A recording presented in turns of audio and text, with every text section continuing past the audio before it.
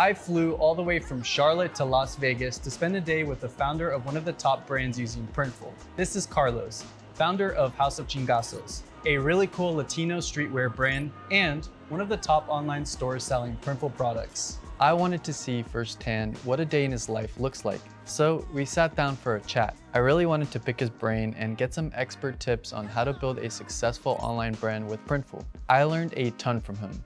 To make things easier for you, I've boiled down the 3 biggest takeaways from our chat so you can easily use them to build your own business.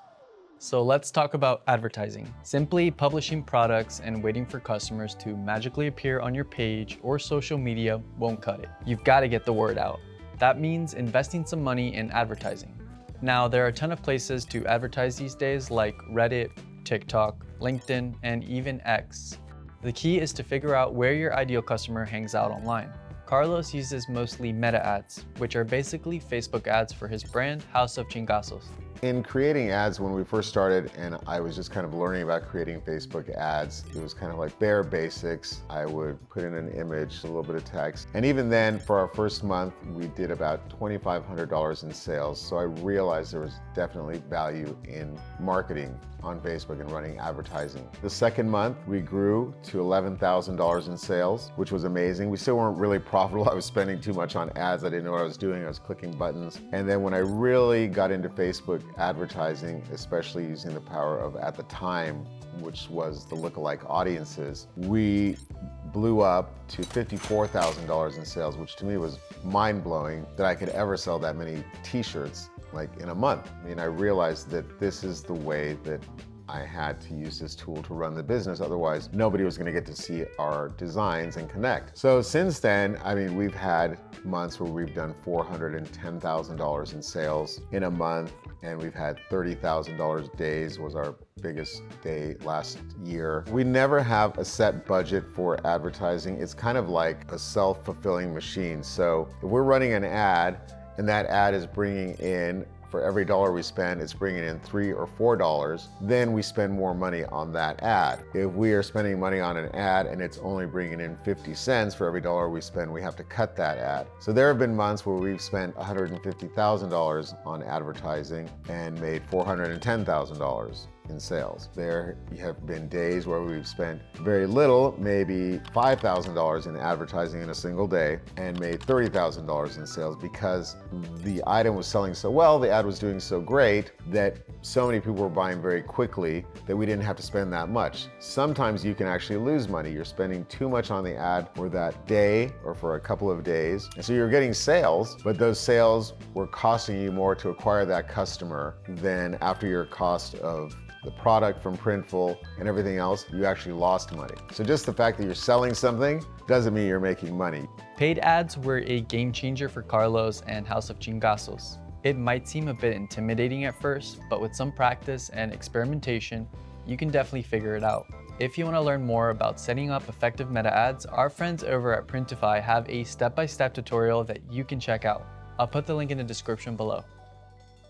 I was curious about the tools Carlo uses to run House of Chingasos. You know, Printful connects with many e-commerce platforms and marketplaces, but I wanted to get the inside scoop on what tools work best for him. I sell on Shopify. That was one of the first, most obvious choices I had when I was researching, where to sell on. And I like that over Amazon because with Shopify, you get to own your customers, whereas Amazon, they own your customers. There's so many tools and we use so many apps to help the site be, more friendly for customers and to help us track things. Luke's Reviews is one of my favorite apps. They're really good at sending emails out to your customer after they've received the product, allowing them to leave cool photo reviews. And that's actually one of my favorite pages on the entire site is the reviews page, just seeing everybody's photos, talking about how much they love the product. There are apps to help us with email, order bumps, upsells, post-purchase things. A lot of my designs come from professional illustrators that I help hire. Sometimes we purchase an image from a royalty-free stock photography place because we need a skull or we need something. Then I will frame it with the text that it needs, to make the design humorous, and we add some texture. Maybe it's distressed. We add a bunch of different elements. So we may pull from 5 or 6 different pieces of art that we've created, that we've purchased.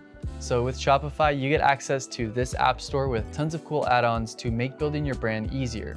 Like, check out Smart SEO. It helps people find your store on Google, which means more customer and more sales. There's also Klaviyo for email marketing. You know, sending out those come back and buy this emails when someone leaves something in their cart. And hey, if you're new to Shopify apps, don't worry, we've got you covered. There's a link below to a list of our favorites. Now, running your own business is awesome, but let's be real. It can get a bit lonely sometimes. You're just chilling at home in your pajamas and you start to miss having coworkers to chat with. That's why networking is so important. While I was with Carlos, I got to tag along with him at this cool event where we met up with other entrepreneurs in the industry.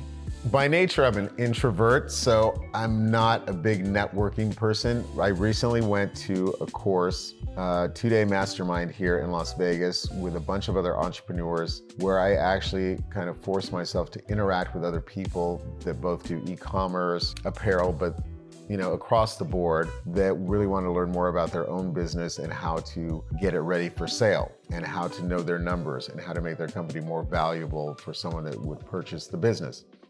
After opening the House of Chingasos store, Carlos was able to ditch his 9-to-5 job, gaining financial freedom and becoming his own boss. So I wanted to ask him for some tips on how to make your online store your full-time gig.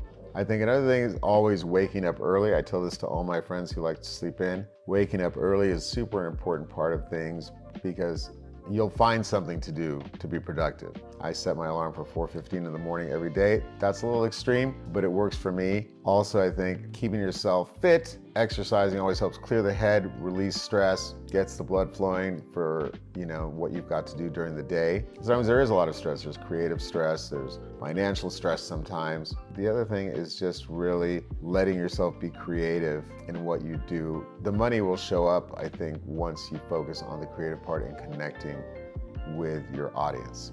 In creating this business, it's allowed me a lot of freedom, financial freedom. I love the home that I live in.